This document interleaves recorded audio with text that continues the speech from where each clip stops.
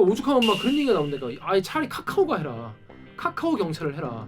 그래서 일반 호출, 블랙 호출, 블랙 호출이면 뭐 중무장한 경찰, 막 훈련 잘 받은 경찰로 오고, 일반 호출하면 그냥 아무 경찰이라고 오고 막. 차라리 그런 걸 하면 우리가 블랙 서비스를 돈 내고 하겠다 막. 그게 이제 나는 기레기가 싫어요. 지금 여러분은 본격 KBS 소통 방송 댓글 읽어주는 기자들을 듣고 계십니다. 뉴스 기사만 봐도 빡치는데 알고 보면 더 구체적으로 진짜 제대로 빡치는, 알고 보면 더 빡치는 기사 알빡이 더 되겠습니다. 자, 신구 선생님이야? 짜, 니들이 알빡이 맛을 알아? 이거 아니면 아재야 지금. 굳이 또 이렇게. 요즘엔 우리의 안전을 지켜야 될 분들 때문에 더 빡치는 그런 나날이 시작되고 있어요. 관련 기사 너무 많아요. 경찰 간부가 음주운전하고 도망가고 사람 치고, 어머니를 폭행하고 형제분이, 그리고 신고받고 왔는데 피해자랑 가해자만 두고 도망가고, 또 경찰이 신변 보호 요청을 받고 신변 보호를 하고 있는 와중에도 보호를 못하고 이런 사망 사고가 나는, 우리가 일부를 보고 전체를 매도하지 마세요 이런 말들 드립니다. 그러니까 일선 경찰분들 정말 열심히 하시는 분도 당연히 계시겠죠. 하지만 이런 일이 자꾸 왜 이렇게 연달아 터지니까 이게 경찰 조직 전반이 좀 이상한 게 아닐까 이런 생각이 킹적 가심이 드는 거죠.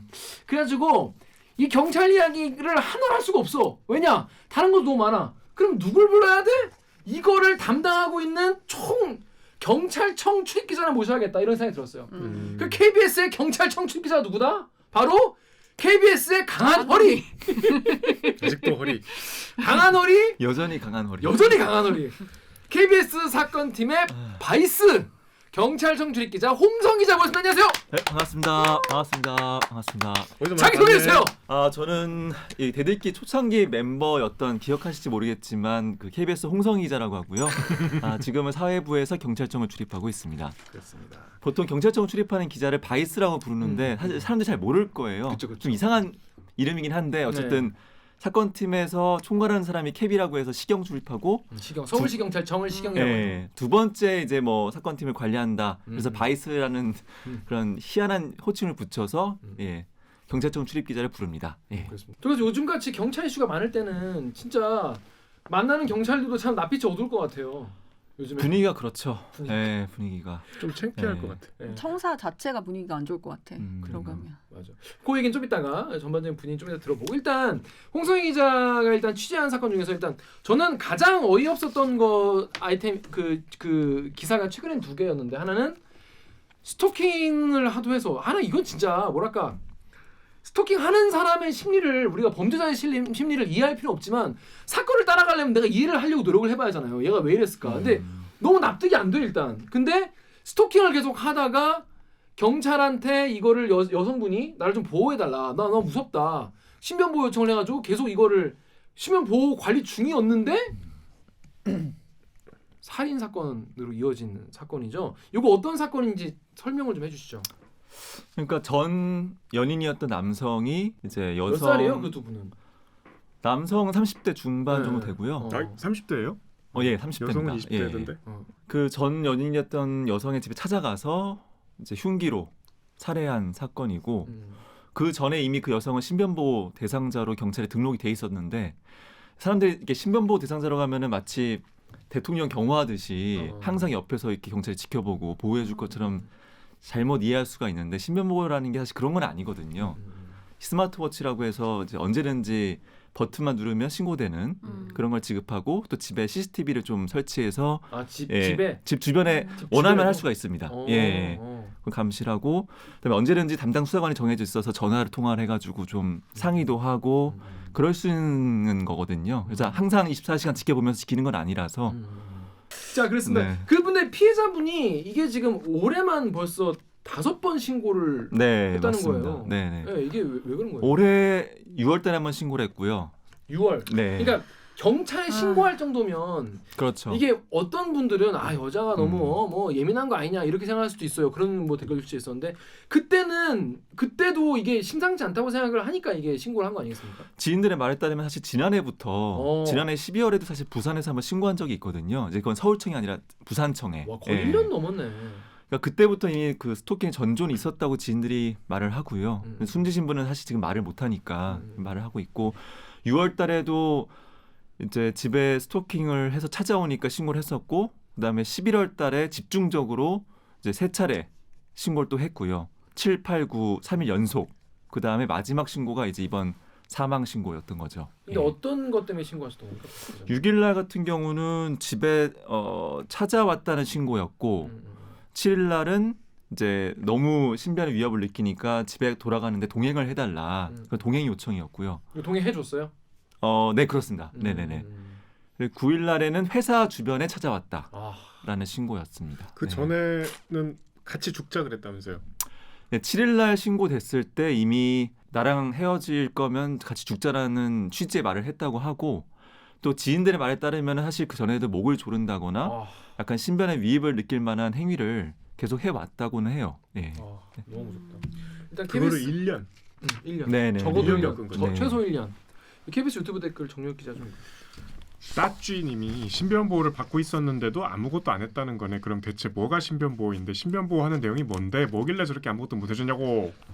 당연히 경찰 인력이 무한정 엄청 많으면 그런 피해가 있을 것 같은 사람에게 뭐 24시간 붙는 게 제일 좋겠죠. 보디가드 같이. 근데 이제 행정 여력상 그럴 수 없다는 거 아니에요. 그것까지는 이제 국민들도 이해를 해요. 근데 뭔가 이런 일이 일어나지 않도록 뭔가 이제 예방 조치를 할 수 있는 게 신변 보호 요청 그리고 그거를 경찰이 하는 걸 텐데 목을 조른 적도 있고 집 앞에 찾아오고 회사에 찾아오고 계속 그렇게 수차례가 있는데 이게 그러면 아까 말한 그게 전부인 거예요. 경찰이 할 수 있는 게. 그러니까 방법은 스토킹 처벌법이 이제 시행되고 있잖아요. 네. 거기에 이제 잠정 조치 4호라고 잠정 조치. 네, 잠정 조치 1, 2, 3, 4호가 있는데 제일 센 게 4호. 4호가 물리적으로 그 남성을 그러니까 가해자를 이제 구치소나 유치장에 가두는 조치가 가능해요. 사실 그게 유일하게 물리적으로 접근을 차단하는 방법이고. 근데 이거는 범죄라는 게 성립이 돼야 될 거 아니에요. 그게 문제예요. 그러니까 이게 애매하다고 볼 수. 왜냐면 이게 법원의 승인을 받아야 되거든요. 그러니까. 왜냐면 거의 구속에 준하는 조치니까. 그렇죠. 근데 이번 사건 같은 경우도 기자들이 많이 질문을 했어요. 그러면 이렇게 많이 신고를 했는데 그 전에 입건을 해서 피의자 신문 조서도 받아서 법원에 청구 신청을 해가지고 유치장에 넣었으면 되는 거 아니냐. 근데 이게 참 어려운 게 일단은 피해자 같은 경우도 뭐 항상 우리가 시간이 있어서 경찰에 가서 조사받을 수 있는 건 아닌 거잖아요. 뭐 본인의 상황이 있는 거잖아요. 또 두 번째는 피의자를 그럼 조사를 왜 안 했냐. 이게 조사를 하기 위해서 출석 요구를 할 수 있고 첫 번째. 근데 이건 이제 당사자가 동의해야 되는 거잖아요. 날짜를. 두 번째가 현행범으로 그냥 강제로 잡아가지고 이제 앉혀서 조사하는 방법이 있잖아요. 근데 현행범 체포는 알다시피 요건이 또 그 현장에서 범행이 저질러져야지만 현장에서 체포할 수가 있는 거잖아요. 근데 이 부분이 약간 지금 애매해요. 경찰의 입장이. 어쨌든 경찰은 현행범 체포할 수는 아니었다라는 것이고 그 현장에 출동했을 때. 왜냐하면은 3번 다 현장에 그 남성이 있었던 건 아니거든요. 있었던 건 한 차례고 나머지 2차례는 알다시피 아까 말씀드렸다시피 동행 요청이라거나 아니면 회사 앞에 찾아왔는데 이제 갔다. 이런 신고기 때문에 예. 현장 그 자리에서 이제 경찰이 목격한 건 한 번이거든 하거든요. 근데 그 상황에서 과연 어떤 판단을 할 거냐는 참 어려운 문제죠. 이거 현행범 체포 수준을 볼 건지 아닌지. 그래서 어쨌든 간에 이 가해자에 대한 피의자 조사가 안 됐고 또 피해자에 대한 조사도 안 됐고 입건도 안 됐고 이러다 보니까 이 잠정 조치 4호를 사실 좀 선제적으로 하지 못한 일이 벌어진 겁니다. 잠정 조치 4호가 우리나라에서 그러면 지금까지 뭐 이거 법 제정된 이후에 이제 실제로 굴러간 적 있어요? 물어보니까 정확한 통계는 아직 없는 것 같고요. 근데 10건 미만이래요 지금까지. 그러니까 적극적으로 이거를 신청하진 않았던 건 맞아 보여요. 네, 지금까지. 몰라 이제 법이 시행된 지가 10월 21일부터 시행됐으니까 이제 한 달 됐으니까. 근데 물론 어쨌든 더 적극적으로 신청할 필요는 있어 보여요. 왜냐하면 어쨌든 물리적으로 접근을 막는 유일한 방법이 이것뿐이기 때문에 사실은. 근데 물론 이제 스마트워치라는 게 신속 출동을 요구하기 할 수 있게끔 하는 거잖아요. 그게 물론 이제 완벽하게 이루어지면 좋았겠죠. 네. 한 1, 2분 안에 현장 도착할 수 스마트워치 있게끔. 얘기가 또 있어요. 음. 네이버에 HEYG 땡땡님이 제주에서 죽은 중학생 아들 사건 이거 예전에 이제 맞아요. 그 문정 기자 이제 실제로 저희 데일리에서 한번 다뤘었죠. 신변 보호를 위해서 스마트워치를 제공해야 되는데 재고가 없다고 제주 경찰서에서 죽은 아들과 엄마 이 모자에게 스마트워치 제공을 못 해줬다고 한다. 근데 그때 재고가 있었습니다. 재고 그죠? 있었어요. 있는데도 없다고 제주 경찰서에서 거짓말을 했었던 거죠. 이번 피해자는 스마트워치만 믿고 있었을 텐데 게다가 죽은 피해자의 집은 중부 경찰서에서 도보 4분, 차량 1분 거리, 290m 거리밖에 안 된다. 얼마나 경찰을 의지하고 믿었겠냐. 1차 알람으로 도움 요청 후에 중부서에서 3분에서 5분 내에만 왔으면 2차 알람 눌렀을 때 경찰이 도착해서 사망을 막았을 거다 이렇게 말씀하셨어요. 요 말씀이 대략 맞는 말인가요? 네, 정확히 맞는 말이고요. 제 생각에 정확하게 바로 그 오피스텔로 경찰이 출동했다면 막을 수 있었을 거라고 보여요. 네. 근데 왜냐하면 이게 11시 29분이 1차 신고거든요. 29분. 신고라는 게 누른 거죠? 네, 스마트워치. 바로 누른 거. 피해자 범행 시각이 경찰 추정이 33분이에요. 그러니까 29분에서 33분이니까 4분이 있잖아요. 요 사이에 왔으면 되는 거죠. 근데 1, 2분 안에 올 수 있었다고 보여요. 말씀하신 것처럼 가까우니까 워낙 4분 바로 갔다면. 짧은 시간인데. 왜냐하면은 지금 잘못 출동했다는 거잖아요. 다른 장소로. 이게 그 이유가 따로 있던데 이게. 근데 잘못 스마트워치가, 도착한 그게 명동 호텔인데 32분에 도착했거든요. 그러니까 3분 만에 도착한 거죠. 3분 만에. 그러니까 그 스팟으로는 3분 만에 도착했는데 예. 잘못 추정해서. 잘못 추정된 장소에는 3분 만에 도착했으니까. 근데 범행은 신고 이후 4분 뒤에 이루어졌으니까 사실 정말 가능했던 거죠. 왜 그 장소가 잘못 특정됐던 겁니까? 이게 참 여러 가지가 있어요. 제가 취재를 해보니까 이유가 너무 여러 가지가 이렇게 막 섞여 있는 건데, 그러니까 이게 시스템이 우리가 112 이렇게 신고를 하잖아요. 그럼 이게 바로 중부경찰서로 신고가 갈 것 같잖아요. 그게 아니라 지금 경찰 시스템은 광역화돼 있어가지고 서울청으로 가요. 서울지방경찰청. 그다음에 거기서 지령을 내려요. 관할 경찰서로. 그런 식이에요. 그럼 이제 서울경찰청 상황실에서 신고를 받았잖아요. 그러면 이제 이 스마트워치로 신고한 위치를 이제 잡아야 되는데 첫 번째 1차적으로 기지국으로 잡거든요. 그러니까 세 가지 방법이 있는데 기지국을 잡고 그다음 2차로 GPS, 3차로 와이파이, 2차로 GPS랑 와이파이를 잡아요. 왜냐면 기지국이 가장 빨리 잡히니까 일단 추동을 빨리 해야 되니까 그 방향으로 추정을 해서. 일단 그렇죠. 그래서 기지국을 먼저 잡는 거거든요. 근데 그 기지국 잡힌 셀값 관할이 남대문서로 잡힌 거예요. 중부서가 아니라. 왜? 왜냐하면은 우리나라 서울에서 유일하게 원래 각 구에 하나씩 경찰서가 있잖아요. 중구만 유일하게 남대문 경찰서와 중부 경찰서가 나눠 먹고 있어요. 맞아. 이게 아주 특이한 경우죠, 사실은. 그렇구나. 그 기지국의 위치가 굉장히 애매한 그렇죠. 데 있었구나. 남대문서 경계로 잡힌 거예요, 그 안쪽으로. 근데 이분 사는 데는 중부경찰서 옆이라면. 그렇죠. 예. 애매하네. 근데 이제 기지국 값이라는 게 워낙 넓죠. 2km 이상의 어떤 오차가 있다 보니까 그 셀로 이렇게 잡히는 거잖아요. 큰 이렇게 덩어리로. 그러니까 이게 사실 그냥 각 구에 하나 있는 경찰서였다면 이런 일이 안 벌어질 수도 있어요, 사실은. 그렇잖아요.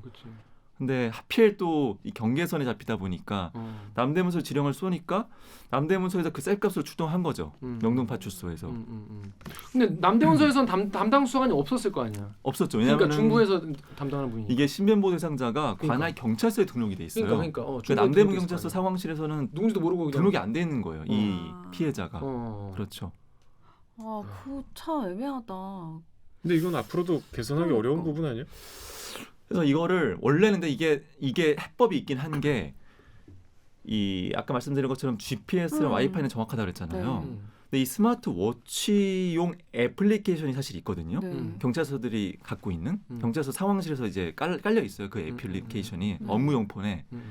그거는 이 세 가지, 그러니까 와이파이, GPS, 기지국값 한꺼번에 잡아요. 제일 정확하게. 네, 이건 정확해요. 근데 문제는 남대문 경찰서 상황실 업무폰에는 그 신변 보호 대상자가 등록이 안 돼 있었다 그랬잖아요. 그럼 중부서는 사실은 그 업무폰에 이게 등록이 돼 있었던 거고.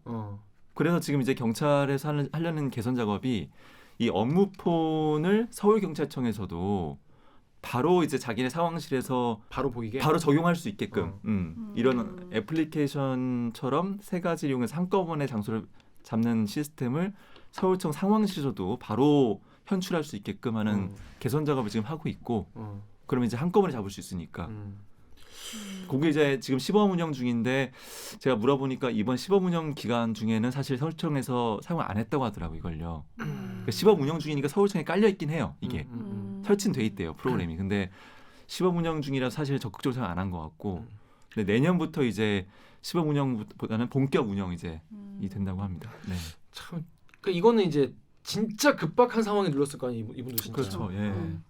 근데 막 남자가 흉기를 들고 이러면 사실 뭐 몇 초 만에 정말 사고가 날 수도 있는 건데 참 이게 사실 신변보호 요청이라는 게 뭔가 이 거리를 이제 두게 만드는 그런 거지 몇 미터 이내 접근 금지 명령 같은 거 이번에도 그런 게 있지 않았나요? 예, 이번에도 스토킹 처벌법에 의해서 접근 금지하고 통신 금지 명령을 내렸었거든요. 근데 이게 뭐 무용지물이네 그냥. 근데 이게 사람들이 그런 게 오해할 수 있는 게 스토킹 처벌법의 접근 금지, 통신 금지가 진짜 접근을 하면 접근이 불가능한 것보다 이렇게 오해할 수가 있는데 그게 아니고 접근 금지를 명령하는 거고요.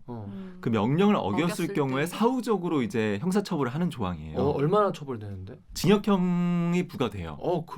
그러면 꽤 세게 하는 건데. 근데 어쨌든 알다시피 스토킹 범죄자들의 특성이 좀 이성적인 어떤 뭐 경제범 이런 게 아닌 거잖아요. 맞아. 예, 합리적 판단을 판단할 수 있는 게 것 아니다 같아. 보니까 사후적으로 형사처벌 될 거라는 게 심리적으로 얼마나 이제 압박이 될지는 사실 잘 모르겠어요. 예.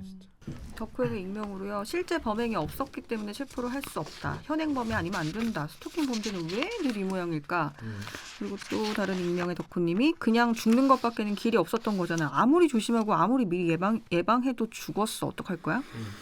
유흥 기자가 이 스토킹 범죄에 관련된 그 리포트도 한번 했었는데, 그렇죠, 맞아요. 예, 스토킹 관련 범죄가 계속 늘어나고 있어요. 네. 늘어나고 있고, 그것도 옛날에는 무슨 뭐 데이트 폭력이나 이런 거 사실 되게 뭐랄까 관대하달까 사람들이 그게 뭐 큰일이냐 뭐 이 옛날에 그런 사람도 그렇게 말하는 사람도 있었단 말이에요. 근데 요즘에는 그런 게 너무 양상이 너무 끔찍해지고 진짜 이거를 범죄로 당연히 다스려야 되는 건데 스토킹이라는 것 자체가 사실 삶을 되게 파괴하지 않습니까? 예를 들어서 물론 강도나 이런 것도 되게 무서운 거지만 내가 쭉 살다가 그 사건이 한번 빵 터지고 되는 건데 이거는 스토킹이라는 건 되게 오랜 시간 동안 그 사람의 삶을 되게 좀먹고 되게 늘 공포에 떨게 만들고 그러다 이런 끔찍한 사고까지 이어지는 건데 이거를 경찰에 가서 이거를 뭐 막을 수가 있는 거예요. 이건데 이게 아까 홍 기자 말한 것 같이 이게 그렇다고 해서 그 사람을 선제적으로 그냥 넌 스토킹했으니까 잡아 가도 이것도 사실 되게 이 사람 입장에서도 인권 침해다. 내가 뭘 하긴 했냐 뭐 이렇게 이게 참 경계가 지금은 좀 애매한가 봐요.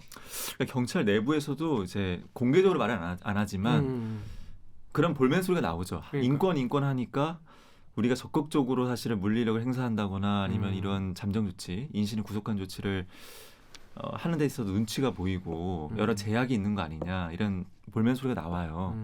근데 사실은 아까 제가 하나 더 조금 첨언하고 싶은 게 저희가 오늘 취재한 내용인데 아까 스마트워치의 한계에 대해서 말씀드렸잖아요. 위치 정하는 거. 근데 하나 더 저희가 오늘 취재해서 사실 단독 보도를 한 내용인데 그 사망 당시에 그 스마트워치가 자동으로 상황실하고 통화 연결이 돼요. 신고라면. 그러니까 이제 그 상황실에서는 그쪽에 녹음이? 있는 소리가 들려요. 그러니까 대화를 할 수가 있어요. 근데 이제 요번에 피의자가 한 진술을 보니까 저희가 이제 취재한 내용인데 스마트워치 속에서 남성의 목소리가 들려서 이 여성이 신고를 한 것 같아서 자기가 우발적으로 죽였다라는 진술을 했어요. 그러니까 이 말은 뭐냐면은 신고한 직후에 상황실 쪽에서 물어봤던 것 같아요. 여보세요, 뭐 어떤 상황입니까 이런 식으로. 그럼 남성 입장에서는 신고했다는 걸 알 수 있는 거잖아요. 더 화가 나 자극하게 된다는 그렇죠. 거죠. 네. 그래서 이제 우발적으로 자기가 죽였다고 진술을 한 걸로 저희가 취재가 됐고 그런 면에서 사실 스마트워치의 위치도 중요하지만 이제 어떻게 어떻게 사용할 것인가에 대한 매뉴얼도 좀 더 정교화될 필요가 있는 것 같아요. 만약 일단은 좀 한 초반에는 좀 들어보고 어떤 상황인지 파악하는 게 맞는 건지 그죠? 왜냐면 스마트워치라는 건 바로 그러면 스피커폰이 되는 거. 이게 뭐 이어폰이 끼는 건 아니니까 바로 이제 대화할 수 있는 장치다 보니까 그렇게 스피커폰으로 나오는 것 같고. 네네. 근데 이게 사실 우리가 뭐 범죄 심리학자 아니지만은 누구는 그게 남자 목소리가 들려서 신고했구나라고 찔렀을지도 모르고 혹 어떤 사람은 신고했네 도망가야겠다라고 생각할 수도 있는 거잖아요. 그렇죠. 네네. 이걸 참 어떻게 그러니까 이건 저희는 전문가가 아니니까 이거에 대해서 뭐 왈가왈부할 수는 없겠지만은 좀 그런 거에 대해서 좀 뭔가 매뉴얼이나 어떤 대응 방식 이런 게 좀 네. 아직까지 이게 체계적으로 좀 안 잡혀 있나 봐요. 아직까지 그 스마트워치 최초 연결 시에 어떻게 응대할 것인가에 대해서는 저희가 더 취재해봐야겠지만 뭐 정교한 매뉴얼까지는 없지 않을까 그렇게 추정이 돼요. 네. 그렇습니다. 그래서 앞으로는 그래서 뭐 매뉴얼 잘 관리하고 뭐 출동 잘하겠다 뭐 그런 건가요? 경찰은 그래서 이거 가지고는 뭐라고 앞으로 하겠다고 합니까? 일단은 대책 첫 번째는 그 위치를 정확하게 잡을 수 있도록 각 이제 아까 말씀드린 그 시스템 개선을 하겠다는 거고 GPS와 와이파이와 기지국가스를 한꺼번에 잡을 수 있게 한 5초 안에 시스템 개선하겠다는 거 하나. 두 번째는 그 잠정 조치 4호 있잖아요. 스토킹 처벌법상에 이제 잡아 가두는 조치 이걸 좀 더 적극적으로 검토하겠다. 이렇게 두 가지 정도로 요약할 수 있을 것 같아요. 네. 그걸 적극적으로 한다고 해도 진짜 아까 말한 것처럼 뭐 이게 사실 스토킹하는 사람들이 이거를 뭐 와서 이렇게 쓱 보고 또 쓱 사라지고 그런 게 계속 이어지면 이게 그거 자체가 사실 피해자한테는 막 일상이 진짜 무너지는 그런 공포인데 참 그런 거 어떻게 막을 수 있을지 참 좀 더 적극적으로 해야 될 것 같네요, 진짜. 제 일상이 무너지는 게 이 피해자 여성만 해도 사실은 거의 뭐 직장 그 저희가 인터뷰했던 지인분들이 직장 동료들이거든요. 직장 동료들이 뭐 자기네 집에 재워주고 그랬어요. 워낙 불안해하니까. 진짜. 또 이게 신변보호 장소가 따로 있긴 해요. 이제 호텔 이게 모처 호텔에 경찰이 마련해놓은 장소가 있는데 사실 호텔도 뭐 특별하게 경호 조치가 있는 건 아니거든요. 다만 그런 장소가 하나 마련돼 있을 뿐이지. 그러니까 이제 동료들에게 도움 요청해서 같이 이제 동료들이 잠도 재워주고 또 이제 집에 갈 때 데려다 주기도 하고 그랬던 것 같습니다. 얼마나 네. 힘들었을까? 그리고 뭐 구치소에 구금을 한다 한들 언젠가 나올 거 아니야. 그렇죠, 맞아요. 참 어려운 스토킹 범죄가 진짜 저도 취재를 해보면서 느끼는 건데 참 대응하기 어려운 범죄인 것 같아요. 네. 어디까지를 그 기준 같은 게 되게 네. 아직까지는 좀 애매한. 또 경찰이 고민하는 게 스토킹 행위 자체는 되게 경미하거든요. 그러니까. 지켜보는 거, 아니 뭐 흉기를 안 들었을 경우에 지켜보는 거, 쫓아가는 거 이런 행위잖아요. 그러니까 바로 현행법 체포나 구속 사유가 잘 안 되는 거예요. 네, 그래서 또 어려운 거예요. 이런 사건이 있어가지고 앞으로는 뭐 더 적극적으로 한다고 하니까 좀 더 지켜봐야 될 것 같고 그 위치만 빨리 파악해서 정말 한 2, 3분 안에만 거기 달려갈 수만 맞습니다. 있어도 네네. 그나마 무슨 조치가 좀 할 수 있지 않을까 그런 생각이 이번에는 또 이렇게 그래도 요건은 참 안타깝고 비극적이지만 경찰의 해명이 일견 또 맞아요. 이해가 실무적으로 이해가 되는 부분은 있어요. 지금 우리가 앞으로 얘기할 거에 비하면 앞으로 근데 이야기 저는 그런 인식을 바꿔야 된다고 생각해요. 어떤 그런 이제 그게 경미하다는 어떤 사고. 그러니까 누군가 계속 쫓아다니고 쳐다보고 지켜보고 집 앞으로 찾아오고 하는 행위가 당장에 이게 그냥 일반적인 관계일 경우에는 전혀 위협적으로 그 행위 자체는 위협적인 행위는 아니라고 볼 수 있겠지만 둘의 관계가 스토킹을 하는 건 한 사람이 일방적으로 그 사람을 쫓아다니는 거잖아요. 그러니까 그런 상황 속에서 그 구애가 안 받아들여지고 막 이랬을 때 그거는 위험하다는 게 통계적으로 그러니까 그런 행위는 반복되면 행위 자체는 가벼울 수 있지만 그게 굉장히 반복되면 위험한 계속, 행위라는 위험한 게 행위죠. 통계적으로 나와 있는 전조야, 거잖아요. 전조. 네, 그렇죠. 그러니까 그거를 경미해서 망설이는 것부터가 뭔가 좀 단초를 잘못 끼고 있는 게 아닌가. 좀 안타까운 거는 3분 안에 그 잘못된 장소로 갔다는 게 참 맞아요. 비극적이네. 네네. 빨리 가긴 했는데. 그렇습니다. 이 사건은 좀 앞으로 이 뭐 스마트워치 이런 점 기술적인 점 보완이 되면은 그나마 조금 개선될 여지가 있을 수도 있다. 진짜 빨리 출동을 하네요. 네. 그러면 바로 오긴 하네. 그런데 이 다음 사건은 정말 뭐랄까 정신머리가 이거는 태도의 문제라서 이거는 정말 매섭게 얘기를 해야 될 것 같은데 인천에서 층간소음 흉기 난동이 있었는데 경찰이 부실 대응을 해서 지금 난리인데 이제 위층 아래층 층간소음으로 이제 막 시비가 붙었는데 위층에 있던 남자가 내려왔어요 아랫집에. 근데 딸, 엄마 이렇게 있는 상황에서 막 다툼이 있었는데 아버지도 막 같이 있다 막 다툼이 있었는데 이거 신고를 한 거예요 경찰에.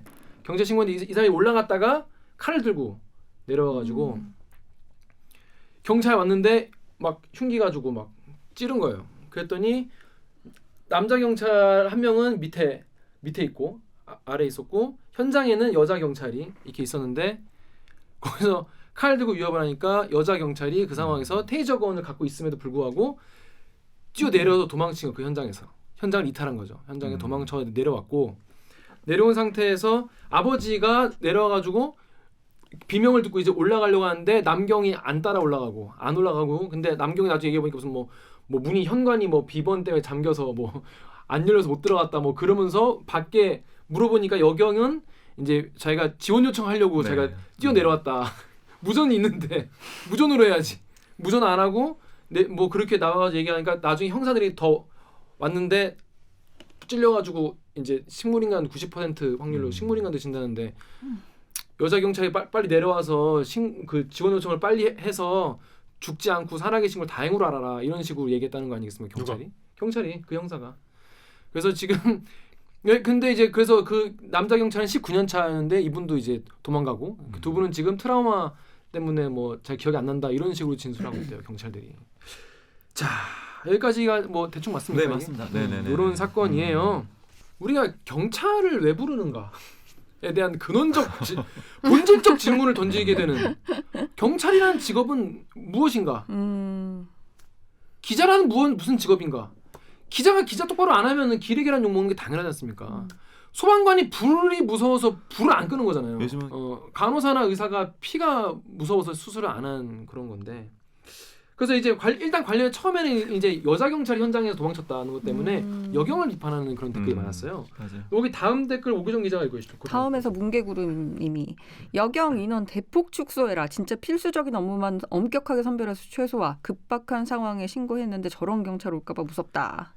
KBS 유튜브에요. 힘내라 대한민국님이 남자 성인 한 명을 제압하지도 못하는 현장 경찰관이 경찰인가? 피의자 한 명을 피해자들만 두고 지원 요청하러 도망가다니 그냥 경찰 그만두시죠. 그러니까 우리 경찰이라는 건 사실은 우리가 현장 자체가 늘 뭐랄까 실전이잖아요. 실전 경찰은. 그러니까 진짜 칼부림이 나는 현장에 갈 수 있는 거고 그 상황에 있는 죄 없는 시민을 보호하는 게 방패 역할을 하고 몽둥이 지팡이를 노려서 하는 게 경찰 아니겠습니까? 근데 그 노릇을 안 하고 도망가서 지금 칼에 찔려서 지금 생사가지 오락가락 하시는 그런 상황인 거예요. 그래서 이제 근데 이제 뭐 네이버의 박시 땡땡님이 오늘부로 시민이 여경을 지켜줘야 되냐, 그러니까 여경이 문제다 이런 그 여론이 굉장히 많았는데 알고 보니까 남자 경찰도 도망갔더라는 거예요. 문제가 더 선명해졌어. 문제가 확실해졌어. 이게 경찰이 다 문제다. 물론 뭐 저는 지금 뭐 여자 경찰들이 뭐 완력이 약하고 현장에서 그런 뭐 블라인드 경찰청 블라인드 같은데 올라온 글도 많이 봤어요. 그러니까 현장에 있는 남자 경찰들이 여자 경찰 보호해주는 것 때문에 제대로 일을 못한다. 한 명 역할을 못해가지고 뭐 체력 검정도 되게 약하게 보고 그러면서 뭐 특진은 많이 시켜주고 불만이 현장 많은 거 다 압니다. 근데 그거는 제도적으로 이제 여경을 관리할 그런 어떻게 키워 나갈지 어떻게 뽑을지 그건 다음 문제인데 기본적으로 경찰이 남경 여경 이건 둘 다 지금 정신 상태가 너무 우리가 믿고 맡길 수 없는 치안을 맡길 수 없는 그런 상태까지 와버렸다는 거예요. 이거에 대해서 경찰 일단 일선 분위기는 좀 어떻대요? 그러면 변명의 여지가 없이 부끄럽고 잘못했다. 정말요? 이렇게 사석에서 들어보면 이거는 변명의 여지가 없더라고요. 다들 하시는 말씀이. 그리고 또 물론 경찰 조직에서 훈련을 잘 시켜줘야겠죠. 그러니까. 근데 이구동성 하는 말은 어쨌든 본인이 뭐 판례라든지 여기 매뉴얼이라든지 계속 숙지하고 공부하고 체득하고 그런 노력을 했어야 하는데 그런 것도 안 한 것 같다. 그러니까 뭐 사실 조직에서 시켜주는 뭐 동영상 교육 이런 거는 사실 그냥 약간 수동적인 거잖아요. 그렇죠. 본인 적극적으로 살펴보고 머릿속으로 한번 이런 경우 어떻게 해야 되지 이렇게 공부를 해야 되는데 그런 게 안 된 것 같다고 다 이구동성 말을 하더라고요. 그러니까 이제 지금 현장에는 경찰도 이거는 정말 카바가 안 된다. 그런 분위기예요. 네. 이거는 카바 안 된다는 분위기인가 보네요. 아까 이제 스토킹 범죄 같은 경우에도 끔찍한 사건이긴 하지만 그건 뭔가 정말 운이 없는 케이스일 수도 있고 앞으로 뭔가 개선 나갈 그게 여지가 있다면은 이거는 정말 석고대죄해야 되는 그런 정말 아예 완전히 다 갈아엎어야 되는 그런 느낌. 그 이거 덕후의 익명 댓글 우리 정 기자님 보십시오. 덕후의 익명으로요. 전에도 진상이 가게에서 난동 부려서 경찰 불렀더니 밖에서 보고만 있었던 사건이 있었잖아. 진상이 경찰 보고 경찰 불렀냐면서 흉기까지 휘둘렀는데 그냥 총 들고 보기만 하고 뭐 하자는 건데 매뉴얼 없어 훈련 안 받아 매뉴얼도 훈련도 없으면 지금이라도 만들어. 근데 여기서 제가 본 얘기가 이 두 분 중에 한 명, 그 여사 경찰분이 이제 15였다고 들었어요. 네, 맞아요. 그러니까 네. 수습 같은 지금 뭐 배우시는 입장인데 이분이 물리력 대응 훈련을 온라인으로 받았다는데 사실입니까? 어? 그러니까 아. 매달 2시간씩 교육 과정이 있는데 이제 코로나 이후에 그 2시간은 동영상으로 이제 교육을 했다고 하고요. 그러니까 그러니까 네이버 테이저건 쏘는 거를 동영상으로만 받았다 이거 아니에요? 근데 약간 제가 보니까 어느 정도 좀 팽배한 것 같아요. 이런 장비를 사용하는 것이 소극적인 분위기는 단순히 그 물론 이제 여경과 남경의 문제도 있지만 사실 2015년에 강신명 당시 청장이 국회에서 이렇게 국회의원들이 사격 한번 쏴보라고 한 적이 있어요. 국회에서 출석했는데 청장한테 총 쏴보라고. 총 쏜 거 한번 심어해 봐라. 그 말이 뭐냐면은 총 다 그냥 어차피 장식품일 거에 불과한 거 아니냐 뭐 이런 취지예요. 그래서 엄청 망신이 당했었어요 청장이 그 당시에. 그 정도로 또 블라인드에도 그런 글이 많이 올라와요. 잘못 쐈다가 책임진다. 맞아. 누가 죽으면 뭐 조직이 책임져 줄 거냐 감사받는데 감찰받는다 이런 것들이 많이 올라와요. 그러니까 팽배한 있는 거예요 사실은 이런 분위기가. 적극적으로 대응하기가. 사실 저희가 또 사건 취재를 많이 하는 입장이지만 저희가 취재해봐도 현장에서 사실 테이저건이나 3단봉을 쓰는 경우는 거의 저도 못 봤거든요. 맞아. 네. CCTV 봐도 그런 경우 거의 그냥 없어요. 넘어뜨려서 그냥 이렇게 네. 팔을 뒤로 하고 수갑 네. 채우고 그 정도지. 물론 그게 이제 그런 물리력 사용이 꼭 좋은 건 아니지만 어쨌든 소극적인 분위기. 아니, 흉기를 들고 있는데 근데 그게 네. 매뉴얼 있잖아요. 뭐 상대가 흉기를 들었으면 어디가 맞아요. 있을 수 있고 어디가 쓸 수 있고 그런 게 MBC 뉴스였나 그런 걸 정리한 게 그 물리력 사용에 관한 기준이 이미 있고 거기에 이제 5단계예요. 뭐 이제 수능 단계, 그러니까 가해자가 그냥 말 따르는 단계, 뭐 수능 단계, 단순 불응 단계, 소극적 저항, 적극적 저항, 공격 저항 5단계가 있고 단계별로 이제 어떤 장비를 쓸 수 있는지가 있는데 사실 이번 같은 경우는 이제 전자충격기 같은 경우에 보면은 매뉴얼에 보면 그 3자의 신체에 대한 위해를 야기하거나 위해를 야기하겠다고 위협함으로써 그 위해 발생 가능성이 임박한 경우 이때 쓸 수 있거든요. 사실 이거는 정확하게 이번 사례에 맞는 거죠.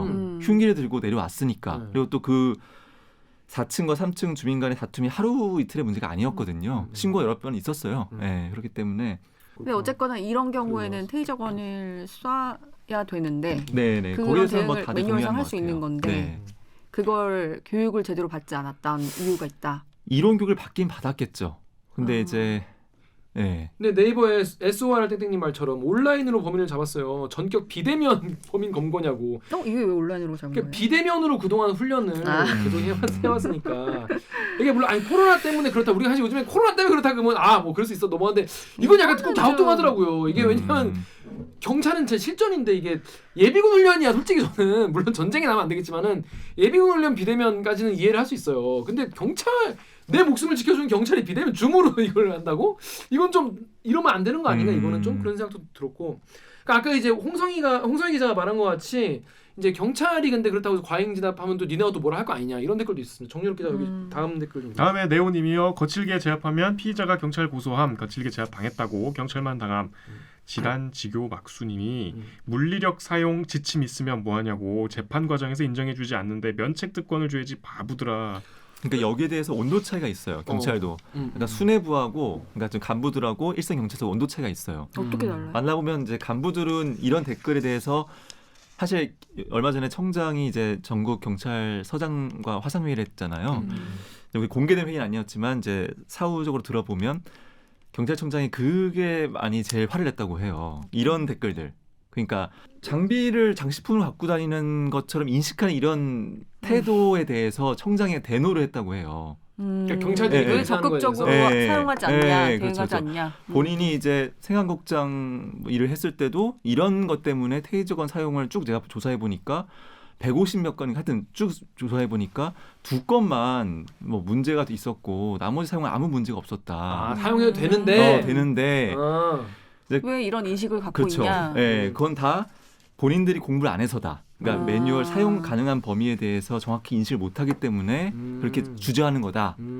뭐 조직에서 전혀 불이익을 주지도 않는데 이게 약간 수뇌부들의 인식이고 일선 경찰관들은 요런 계산하시고 써봤자 나만 피해 나만 조직이 손해. 보호해주지 않고 아. 면책특권도 사실 법에 없거든요. 지금 아. 경찰관 오. 직무집행법에. 아. 근데 지금 그래서 이 개정안이 올라와 있긴 해요. 국회에 요 면책특권을 주는. 그러니까 쏴서 네. 잘못됐을 경우, 그러니까 테이저건을 쏘는데 이상한 데 쏴서 만약에 뭐 그 그렇죠. 가해자의 신체에 음. 뭔가 이상이 생겼다거나 뭐 이러면 그렇죠. 또 네. 문제가 될 수 있는 네네네네. 과잉 진압이 될 수 있는 거잖아요. 네네네. 그렇죠? 마동석 같은 경찰은 영화에만 있는 거군요. 이 손으로 이렇게 때리는 거예요? 뭐 K 싸대기. 맞다가 죽을 것 같으면 벨 눌러. 느리게 줄게. 근데 아니, 물론 계시죠. 그 마동석 배우 역할의 모델이 된 경찰분도 계시니까. 그런데 지금 이런 그러니까 이게 뭐 단순히 뭐 당연히 지금 뭐 여경 같은 경우에는 이제 뭐 완력 같은 게 당연히 뭐 밀 수밖에 없는데 그렇다면은 뭐 총이나 테이저건이나 이런 걸 적극적으로 활용을 하면 되잖아요. 또 이게 근데 이런 우리의 사적 복수를 맡겨놓은 거잖아요. 경찰에게 우리가 시민이 근대 사회 이후에 근데 이거를 못 해주면은 이 다음부터는 정말 사람들이 경찰차 우습게 알지 않을까 그런 생각이 들어요. 그 경찰서 일단 노년 경찰서장이 지금 직위 해제됐어요. 네, 맞습니다.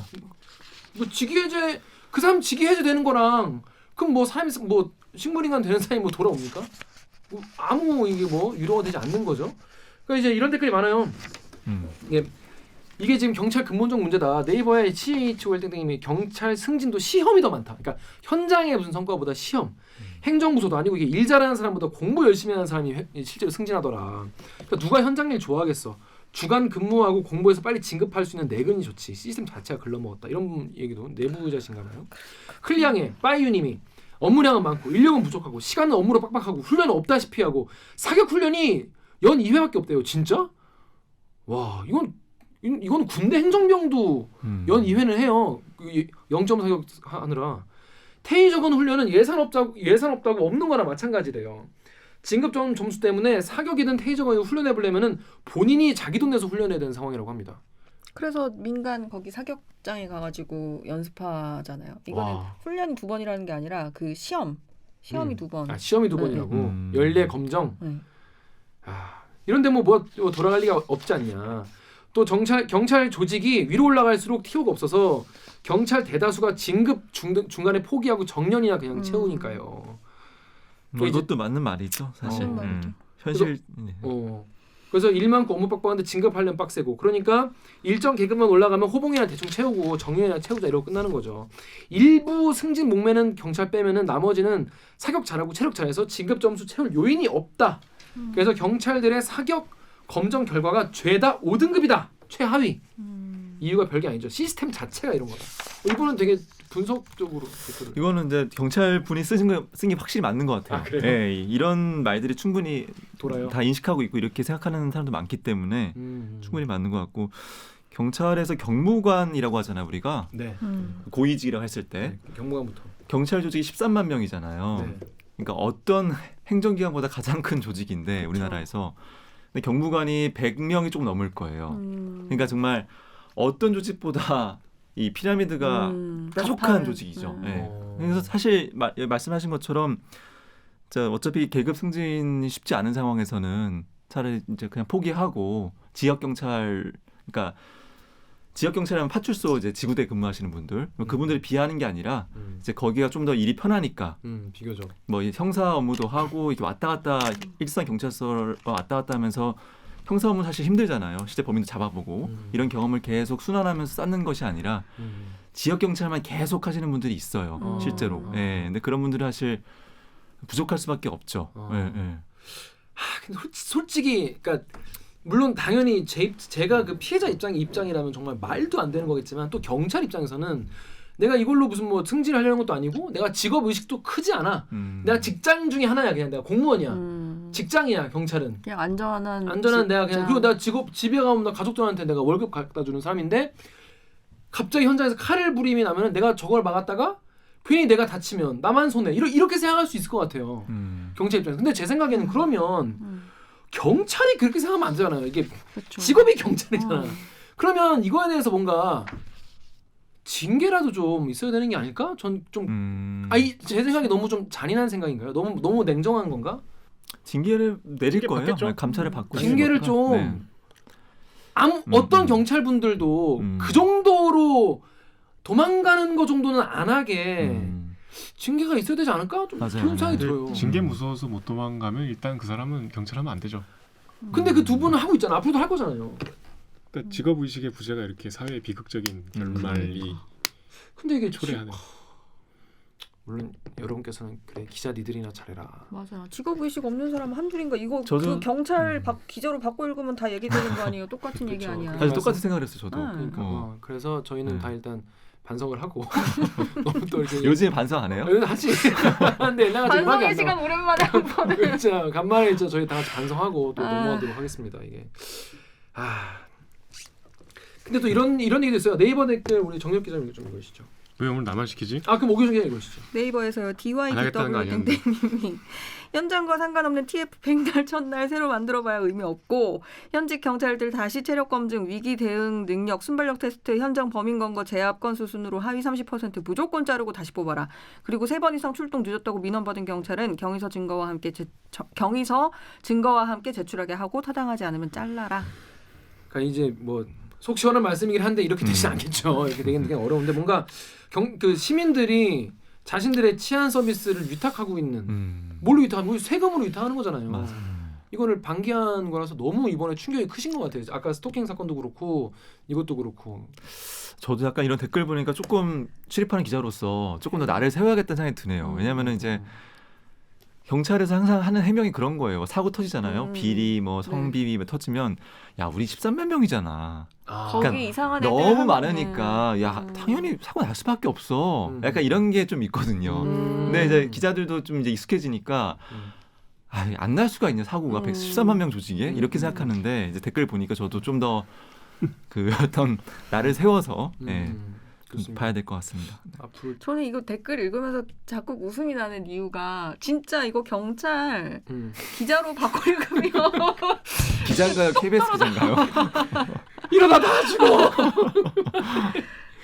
맞아요. 제가 지금 누구를 그러니까 비판하고 있는 것인지. 진짜. 근데 아무튼 저희도 이제 그런 기자 되지 말자. 그리고 또 지난번에 이제 그 중앙일보 기자도 한번 나왔었어요 여기에. 그랬었는데 타사에서도 대리기를 보고 되게 이제 얘기도 많이 하고 돌아보는 기자들도 많이 있다고 합니다. 그래서 경찰분들도 댓글 읽어주는 경찰들을 뭐 하나 좀 만드시든지 그런 자정 노력을 좀 하시는 건 어떨까 그런 생각도 듭니다. 근데 하지만 사고는 늘 난다. 늘 난다. 근데 참 국민들이 진짜 너무 실망하고 사실 이거는 목숨 달린 문제잖아요, 진짜. 그러니까 오죽하면 막 그런 얘기가 나온다니까. 아예 차라리 카카오가 해라. 카카오 경찰을 해라. 그래서 일반 호출, 블랙 호출, 더 블랙 빠를 수도 호출이면 있으니까. 뭐 중무장한 경찰, 막 훈련 잘 받은 경찰로 오고, 일반 호출하면 그냥 아무 경찰이라 오고 막. 차라리 그런 걸 하면 우리가 블랙 서비스를 돈 내고 하겠다 막. 그게 이제 농담이다. 로보캅에 나오는 사회죠. 그렇죠. 경찰도 민영화되는. 돈을 많이 지불하면 그러니까 치안 이제 서비스를 더 좋게 받고. 그 민영화된 기업이 이제 못된 짓들을 하죠. 뒤에서 그럼 안 되겠군요. 로보캅 만들고. 카카오 경찰은 없는 걸로 하시면 좋을 것 같아요. 자, 그렇습니다. 너무 답답해서 이게 지금 경찰이 한두 개가 아니라서 아싸리 그 경찰청 출입 기자를 오늘 모셔봤습니다. 홍성 기자 오랜만에 나와서 얘기했는데 어떠셨습니까 오늘?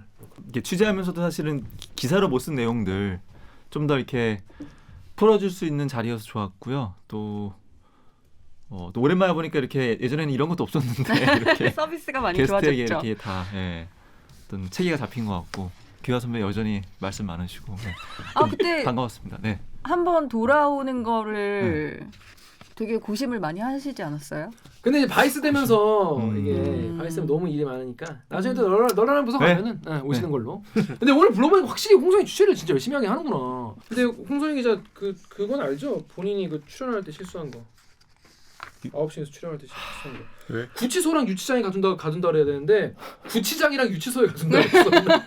이 스토킹 가해자에 대해서 구치장이나 유치소에 구치장이나 유치소에 저 그거 원래 저희 항상 스튜디오 출연하고 나서 나올 때 항상 그 아직도 제가 10년 차이지만 여전히 나오자마자 카톡을 봐요. 뭐 잘 봤다, 뭐 네. 좋았다 이런 게 항상 경쟁 오니까. 오니까. 근데 그날은 딱 보니까 저희 누나가 너 틀렸더라부터 와 있는 거예요. 그래서 누나한테 뭘 틀렸냐? 제가 봤을 때는 몰랐을 거, 저는 사실 몰랐을 거라고 약간 내심상했거든요. 그래서 어. 저는 이제 했는데 이제 상대방이 이거는 그냥 구치소나 구치장이나 뭐 약간 그게 그거 아니야 이렇게 생각할 거라는 내심 기대를 했는데 누나가 딱 정확하게 잘못했다고. 그러네요. 그런 짜잘한 실수가 있었다. 네.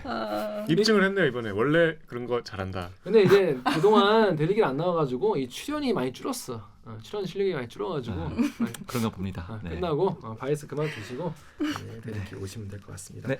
자, 저희는 로고 듣고 저희 대듣기의 새로운 코너 한번 해보려는 게 여러 가지 있기 때문에 산업과학부의 김준범 기자가 소개해주는 우리 시대의 스타트업 50 이렇게 재미없는 것 같은데. 재미없는 것 같아. 우리나라에 스타트업들이 되게 많은데 이게 그럴싸한 아이디어를 가지고 하는 그 스타트업들을 소개해드립니다. 스타트업 평론가협회가 스타트업 평론가협회가 선정한 우리 시대 스타트업 50 기대됩니다. 요거 한번 진행해 보도록 하겠습니다. 잠깐만.